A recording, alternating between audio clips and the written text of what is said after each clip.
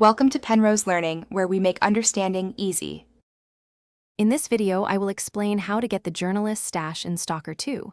First, you need to complete the main mission called A Needle in a Haystack. After that, check your personal stash. You'll find a special journalist's flash drive there. Picking it up will automatically update your map, showing you the locations of all 12 journalists' stashes scattered across the zone. This is your starting point for a rewarding scavenger hunt. One of the first stashes you might encounter is in S.T.A.L.K.E.R. To reach it, find a blue truck parked next to a ruined house on the north side. Carefully climb onto the truck's hood, then jump to the house's roof.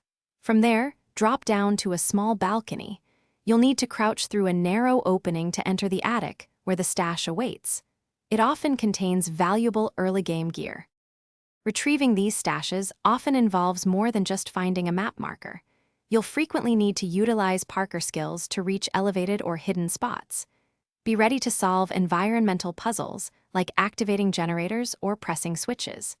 Many locations are guarded by dangerous anomalies, which you can often disable with bolts, or by formidable mutants, such as the Burer in the Duga Arms Depot.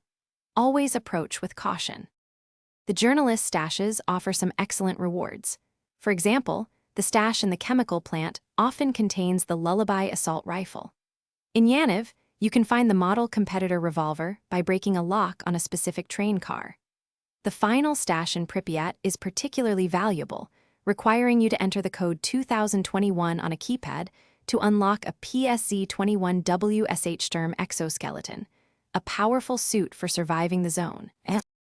Thanks for watching. If this was helpful, leave a like and consider subscribing. See you next time.